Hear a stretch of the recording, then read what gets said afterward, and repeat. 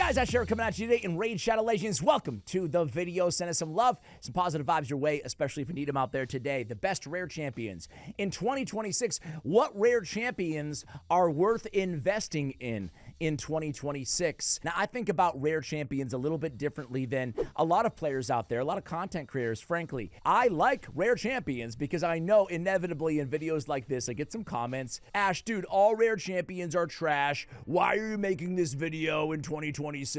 Rares suck. But honestly, they don't. There's a few categories of rare champions, and I want to kind of break it down in today's video. That's going to be like general utility, like rares that I would generally just max out no matter what you need on your account. And then there's the niche rares, right? Rares that can provide utility for you and kind of fill in those gaps. What are you missing on your account? Let me give you a perfect example of that. A champion that's not going to be on our list today, but a champion like Marked, for example, right? You might be missing an increased defense big version champion to get more damage out of your defense-based damage dealers, especially in restrictive content. Marked could be an amazing solution for your account. She could make a lot of sense to go in there and max out. She also provides a block debuffs, all in a 3-turn cooldown. So there's a lot of champions like this. And then there's a lot of even more niche rare champions that are really actually fun. Like Conqueror, he's a campaign farmable rare champion that can block revive on a 3-turn cooldown, remove 2 buffs from the target on a 2-turn cooldown, right? So these are not the best rare champions in the game, but they could maybe make sense for you situationally on your account. So yes, I'm an endgame player. I've spent a lot of money and I've been playing Raid for, gosh, 6 years, almost going on 7 years now and uploading here on YouTube. That's insane to me. But I actually use a lot of rares, right? So the areas, general utility, right? I'm going to go over just like the generally considered best rare champions that most players would want to go ahead and max out because odds are you can use them somewhere on your account, even if it's in more restrictive content like secret rooms or Cursed City or areas like that. Then I'm going to go over those niche picks that might fill in those needs that you might have. There is a lot of best in class amongst rare champions, from campaign farming to more niche dungeons like Sand Devil or Scarab King. And then I want to touch on Siege, because Siege has really evolved as a way to utilize previously unsung rare champions in the meta, well, in the developing Siege meta. And this is also an opportunity for you out there who might not be the most powerful account in your clan. And maybe you're struggling to develop your strength amongst the clan, especially as it pertains to Clan Siege. Well, I'm going to give you the best champions to use on an all-rare Clan Siege team, and who knows, you might just be the MVP of your Clan Siege, racking up like 10 defensive victories, right? So let's start with the general utility rare champions. These are ones that I use, you know, not every day, but I do use them from time to time.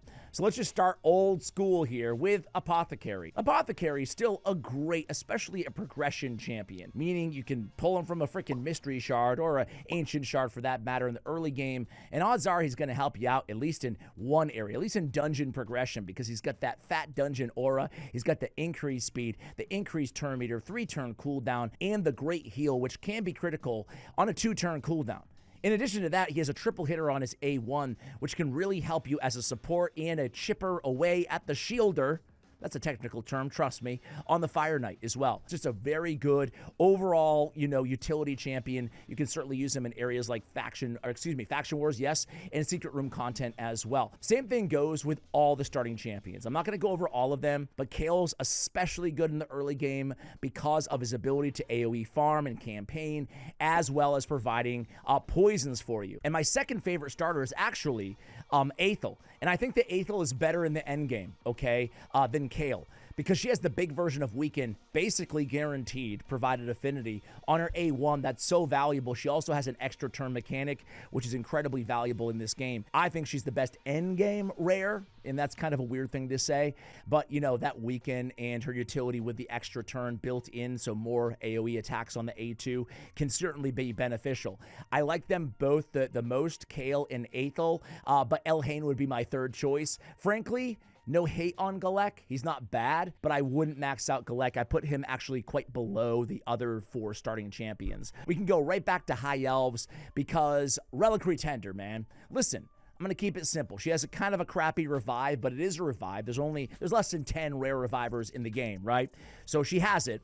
but she also has this beautiful cleanse and a continuous heal. She's the best rare cleanser because of the 3-turn cooldown and because she brings the big version of continuous heal. So especially in progression mode or restrictive content in the end game, Reliquary Tender is going to be your best friend when it comes to cleansing. And a lot of even new content, event dungeons, stuff like that in this game requires a strong cleanser. She's got you covered until you get your hands on Mithrala Lifebane. Next up is going to be Campaign Farmable War Maiden. Now, War Maiden serves great utility in the early game as one of the only 3-turn cooldown AoE decreased defense rare in the game. There's champions like Dagger who have it at 80% or 75%, 80 with Sniper. There's Fleshmonger at a 75, but a 4-turn cooldown. There's other options, but War Maiden's the best option, right? And, you know, you can use her in the end game as well in restrictive content as your AoE decreased defense champion. She also hits pretty hard. She brings her own increased attack. She's campaign farmable in Stage 9, the Dreadlands of the campaign, so everybody should pick her up on new accounts. Another one is Bellower, man. I was starting this game, again, back in 2019, and I think everybody was like, you want to get your hands, didn't know who was good in this game and who was bad, and everybody's like, Ash, you need to get Bellower. You need to get Bellower. And Bellower fell off. Obviously, he's been power crept throughout the years and years and years in this game. His claim to fame was always 3 AoE attacks, right? And a bunch of debuffs. But then he got a massive resurgence with the Nature's Bounty blessing. This is a blessing that can convert the weak version of debuffs into the strong version of debuffs, okay? So Bellower is very good now with that Nature's Bounty if he's awakened. If you do have a Bellower, it would behoove you to add him to your wish list in your soul portal. That way you can get that Nature's Bounty and get the big version potentially of decreased attack and decreased defense on his A2. He also brings a decrease, on his A3 and a decreased speed on his A2, as well as a block active skills, which even at a 30% or 35 with the Sniper Mastery is a really good land rate for an AoE on an A1, a really sneaky good lockout. Probably one of his strongest moves is A1 with the Frazzle. He can provide damage, he can provide campaign farming, he can provide control in a stun set, a lot of versatility, and a debuffer on your team. So Bellower is still, for my money, a top 5 rare in the game. Listen, there's one rare in this game who is absolutely just phenomenal control. The best control rare in the game, and it's Gnarlhorn. Gnarlhorn is the only rare with an AoE provoke on a 3-turn cooldown when booked. And that's it. He's placing it, which means you don't have to worry about weak hits against blue affinity, magic affinity champions. So Gnarlhorn, don't sleep on this dude. If you're looking for control, he's got you covered. He also has an unkillable for 2 out of every 3 turns on him when he's booked. Maybe the best part about Gnarlhorn, though, is you don't even have to worry about his A2 and his A3 ability. You can just use the Ram. He's actually one of the more capable Phantom Shogun Grove tanks because he does not increase the shade counter because he cannot land a critical strong or weak hit on his A1 ability. So a lot of utility. I think probably widely accepted the best rare in the game after all these years is still Coldheart. Coldheart has the Heartseeker ability. This bad boy is a nuke and a half. It's the best, by far and away, enemy max HP ability amongst any rare in the game. It's one of the only, but it's really the only with the 0.1 multiplier, meaning 10% of the enemy's max HP, which is what it's capped at anyway. Hits very hard. Moreover, though, you get a little extra damage from her attack, and you decrease the target's turn meter by 100%. Really strong, really, really strong. But hey, as if that's not enough, she has a pretty hard-hitting AoE and a quad hitter with heal reduction on her A1. She's the only rare in the game with 4 hits on her A1. That's an ability that most legendaries don't even have, right? So very good, especially in Fire Knight. You have the heal reduction and the quad hitter, which is considered the most difficult dungeon out of the traditional gear dungeons in the game. Next up is going to be, one of my favorite little revivers. He's a simple champion, as most rares are, to be fair. It's Gear Grinder. Gear Grinder has a revive. He's straightforward champion. A revive on a 5-turn cooldown. 50-50 is actually really good for a rare. 50% turn meter and 50% HP. Most are way worse than that. Just go look at Haruspex or Grinner or somebody like that. He also has a heal on an AoE at a 3-turn cooldown. Super simple. He'll heal you, and then if you die, he'll pick you back up too. Next up is going to be the best rare reviver, and for my money, a top 5 rare in the game. It is none other than Tree Shield Knot. He was a kind of recent addition to the game the last couple years. He has a triple hitter on the A1 with the decreased attack. You love to see that. He also brings an increased defense and a heal for the entire team on a 5 book down to a 3-turn cooldown. Absolutely worth your books, 100%, just like every champion we talk about on the, this general utility list here to start things out. He's a beast, especially in faction wars where you're probably lacking, really solid revivers. But even beyond that, he's just a really good, robust support for your team. He's not the tankiest, so you should build him with a lot of regeneration gear, immortal gear, a lot of HP as much as you can stack up. He's the only rare in the game to revive 2 allies instead of 1. That can be helpful in oh crap situations where almost your entire team wipes. Again, just make sure you build Tree Shield himself nice and tanky. He does give them a shield afterwards, hence the Tree Shield, I guess. And he does bring speed and faction war crypts on his aura as well. So heals, increased defense, and a double revive with a triple hitter on his A1 ability. Next up, we don't have to go far, is actually Glade Wolf. Glade Wolf is a recent addition to the game in the last few months from the time of this recording, and he's a beast, literally and figuratively. He's got a triple hitter on his A1. He's a defense-based damage dealer, which we love to see from rare champions, because one thing about rares are they're pretty dang squishy. So Glade Wolf has a triple hitter with a decreased speed on his A1. Each hit has a 50% chance of bringing the big version of decreased speed. That is busted for a rare. It's probably one of the strongest A1s out of any rare in the game, right alongside Cold Heart. That's how strong that is. On the A2, it's an AoE Provoke on a 4-turn cooldown, 75%. Not bad. Keep in mind, he's Void Affinity. You don't have to worry about weak hits there either. And then he has a counterattack on himself, thus even more A1s and even more damage and even more decreased speeds. And then ally protection on all allies except this champion on a 3-turn cooldown. That's 50% damage mitigation as well. Decrease the damage this champion receives by 5% for each ally under ally protection placed by this champion. So potentially a 15, maybe a 20% damage mitigation off that safety in numbers, which is definitely useful because we want to make sure we can keep him alive. Glade Wolf, very good in areas like Demon Spawn, or Demon Lord, Demon Spawn, what? Demon Lord Clan Boss, because of the counterattack and all of those hits. Just make sure you pick up that Giant Slayer mastery on him as your tier 6 option under the offensive tree. Very, very good. Next up is going to be kind of an oldie and a goodie. The first champion, believe it or not, to be added to Raid Shadow Legends with an AoE increase accuracy. Of course, Stag Knight, the first champion to have the buff on his passive. But Kurzad, a void rare dwarf, has a big version increase accuracy on all allies on a 3-turn cooldown. That's extremely helpful, especially in the mid game of Raid Shadow Legends. But he also brings a decreased defense. You can pick up Nature's Bounty, potentially upgrade that to the big version. Either way, it's a 3-turn cooldown, and if you didn't have a decreased defense anyway, especially in faction wars or restrictive content, heck, it's better than nothing. He also has an AoE on his A2, where each critical hit fills his champion's turn meter by 7.5%. Not bad. You can get 20-30% turn meter fill almost, depending on how many enemies are alive in wave content. I like to run him in a stun set because he has 2 AoEs, both on a 3-turn cooldown. And the nice thing is, you don't even need the books to get those cooldowns lower on him as well. Kurzad is really nice. A good hybrid between damage, buffs, and debuffs. No one talks about this dude except for yours truly, but he's always been one of my favorite rares. I stand by Executioner.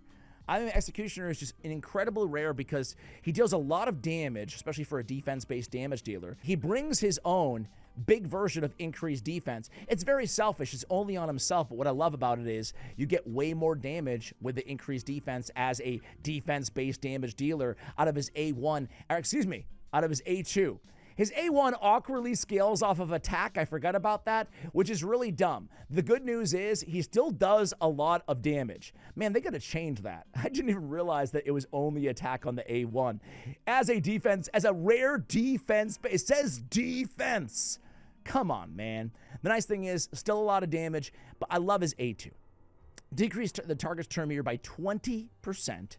and then has a 75% chance of placing a decreased speed on all enemies for 2 turns, right? So an AoE 3-turn cooldown, 20% turn meter decrease, and a decreased speed, granted the small version, but better than nothing, again, if you don't have it otherwise on your team. That is an elite control profile from a rare champion who's also pretty tanky with that counterattack in addition, thus more stuns off the A1.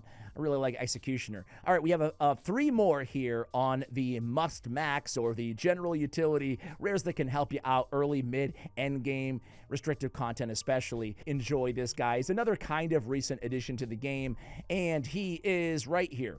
Longsword Turox. He's kind of a beast. He can deal some damage. He has an AoE, increased defense on all allies, again, supporting his own damage as well as his own survivability, as well as the entire team's survivability. So an increased defense on a 3-turn cooldown, and then he has a 65% chance when booked of placing a provoke on all enemies. I like that he's tanky. I like that that's his only active skill as well. He does have, though, a block damage on himself if the incoming damage exceeds 20% of this champion's max HP, which is not very hard to trigger at all, and then counterattacks every time he's hit under an enemy with a provoke, which is beautiful because when he counterattacks after he provokes, he's going to be placing leeches to help heal the team at a 40% clip on his A1. Nice synergy here. Really nice kit from Longsword Turox.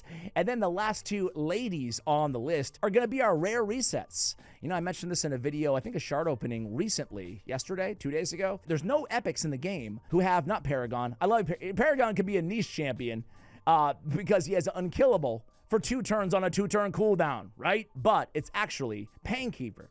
She has the decrease the cooldown of all ally skills by 1 turn, and she's got a decent heal on her A2 as well. She got turn meter fill on her A1, which helps her get back to her A3. Combat tactics, as well as the next champion that we talk about, might as well kind of talk about them together to a certain extent. There's no epic reset champions, right? And listen, if your account is missing, and maybe even is not missing a Kymar reset or a Yameko reset or one of those champions, a Crixia reset, right? This might be the best shot that you've got to get more bang for your buck out of your best champions, either on wave content resets like a Seer, or maybe you're resetting, you know, block damage champions for a Geomancer setup and Iron Twins or something like that. These are going to be your best shots, right? So decrease cooldown of all ally skills by 2 turns on Renegade, however, a 5-turn cooldown versus, again, we have a Painkeeper who has a 1-turn reset cooldown, but on a 4-turn cooldown on Renegade. You also oftentimes see double or even triple Painkeeper teams take advantage of all of those resets, right? All right, so that's going to be my general, you know, category of my favorite rare champions that I am proud to have invested and maxed out and that I use on my account still to this day in 2026. Now, the niche category before we move on to Siege. The Lizardmen own 2 of the strongest niche champions. Muckstalker, he's campaign farmable, right? In the Lizard campaign, whatever chapter that is. He places a sleep for 2 turns if the target has no active buffs. This is on a 2-turn cooldown.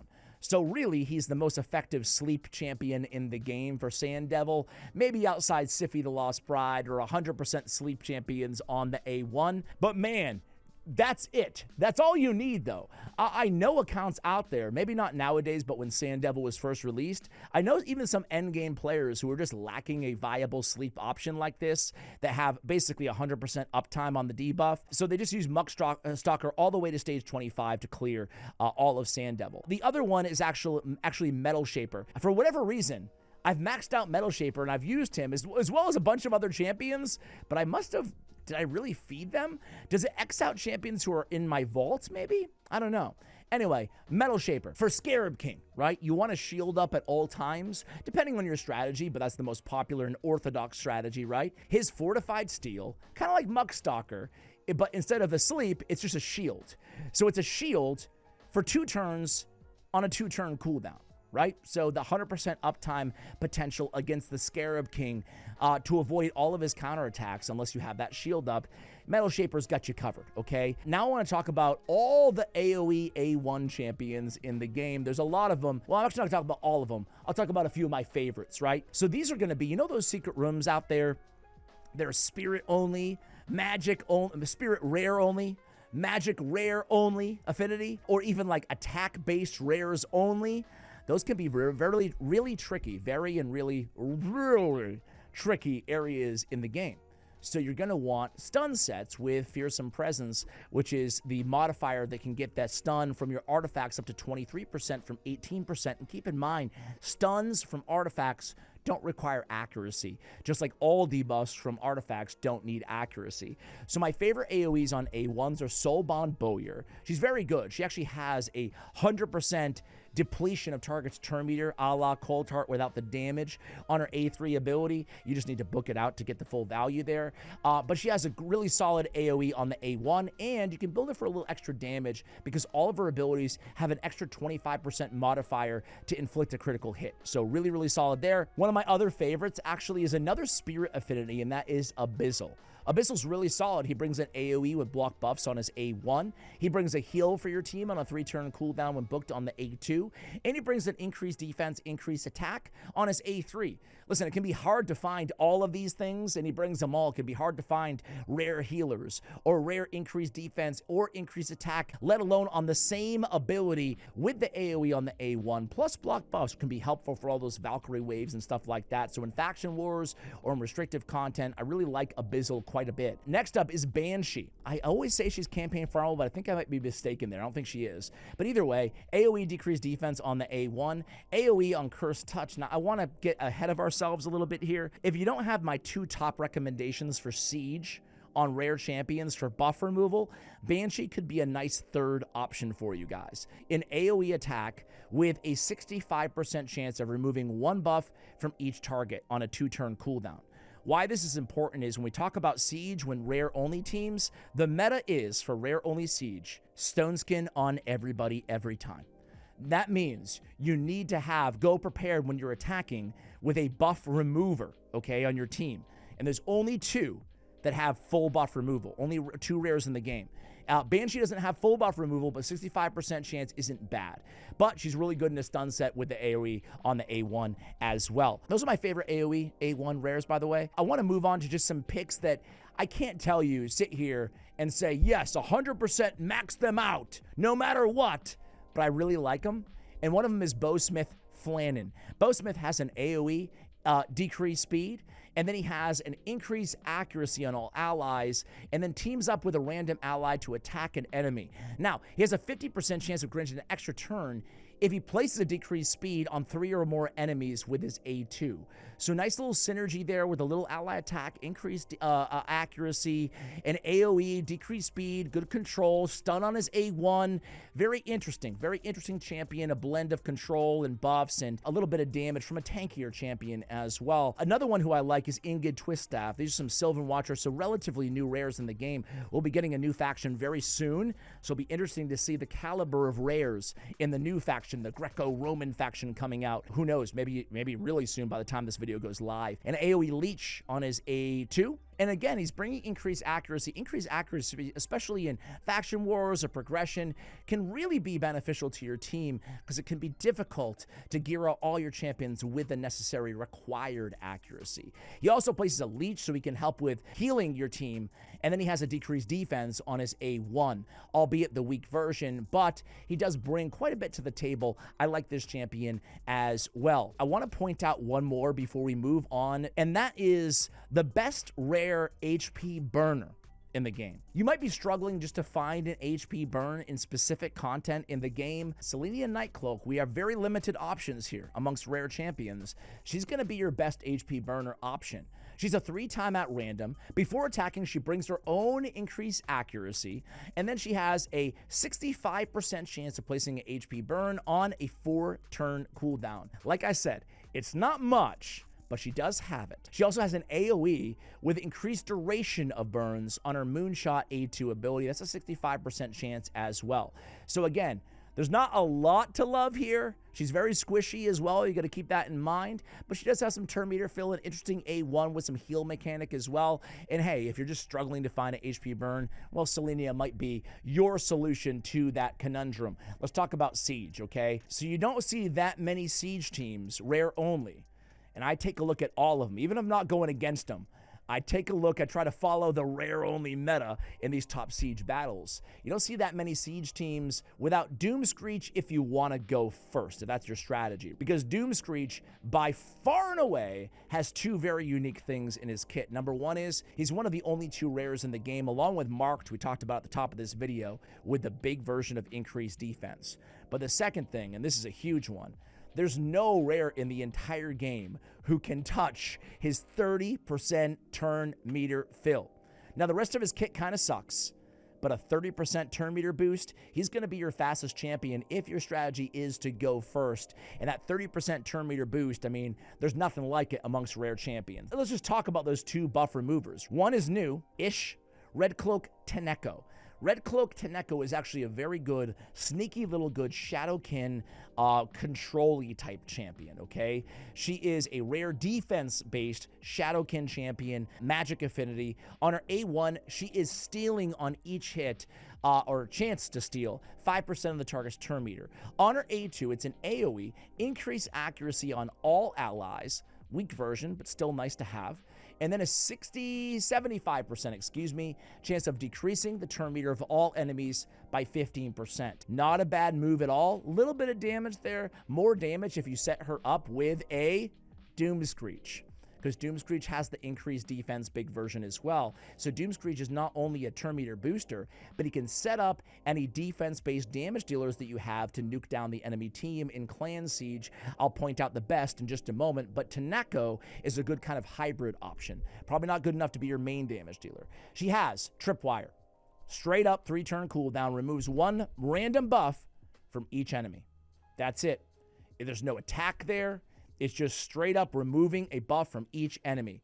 It's beautiful. Then she has a 75% chance of placing a decreased speed on all enemies for 2 turns. Red Cloak is a sneaky, exceptional option for stone skin removal chances. You don't have to remove every stone skin. You have to remove either their reviver or their nuker. Take out at least one threat, and Red Cloak might be the best shot you have at doing that. You can run her on defense as well to do the same strategy against whoever's going to be attacking you in Clan Siege. Red Cloak Teneko.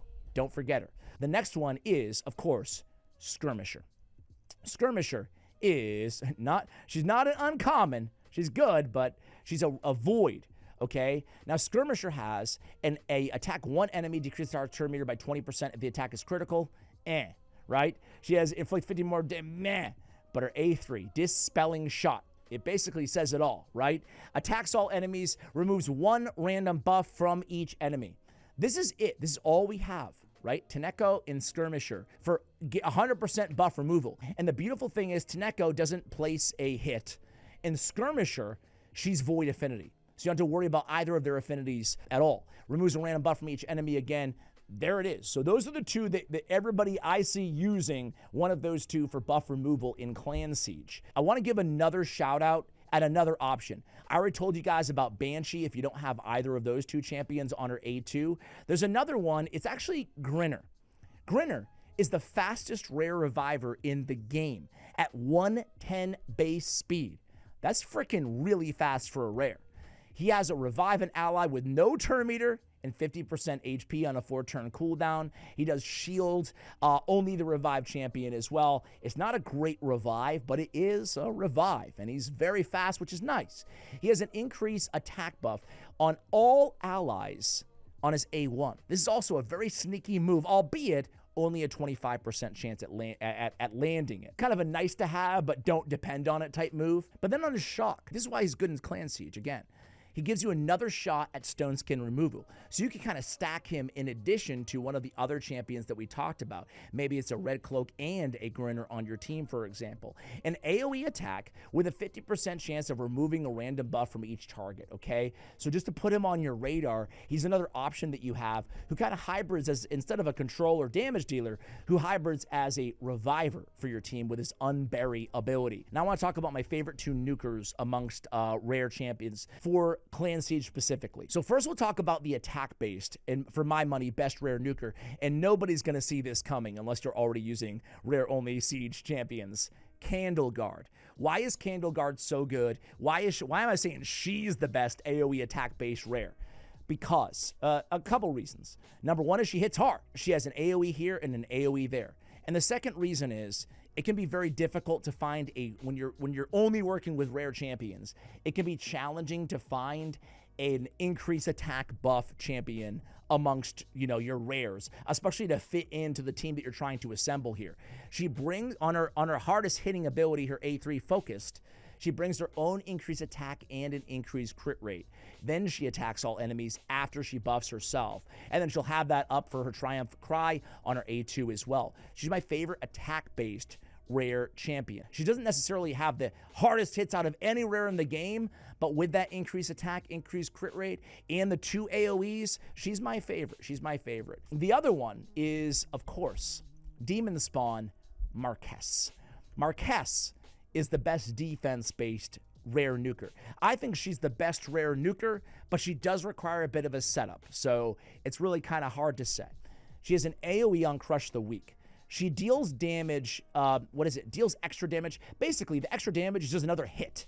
So, like, the same double damage is a better way to put it, right? But Crush the Weak, if they're under weaken, and she's placing it on the same ability, it can be the weak version or the strong version, but it's only a 50% chance, 55 with the Sniper Mastery. So the best bet is, if you can, set her up with another weakened champion on the team. Even if you don't, though, this nuke is really fearsome for a rare, right? Like, she's no freaking, Ragash or something like that, but Staltus Dragonbane or whatever, Gallius, but for a rare, she can really smack, especially against other rares who are generally pretty squishy. So, guys, I think that's a pretty robust rare review video. Hopefully you enjoyed it. Hopefully I've made my point that there's a lot of solid rare champions out there still in the game.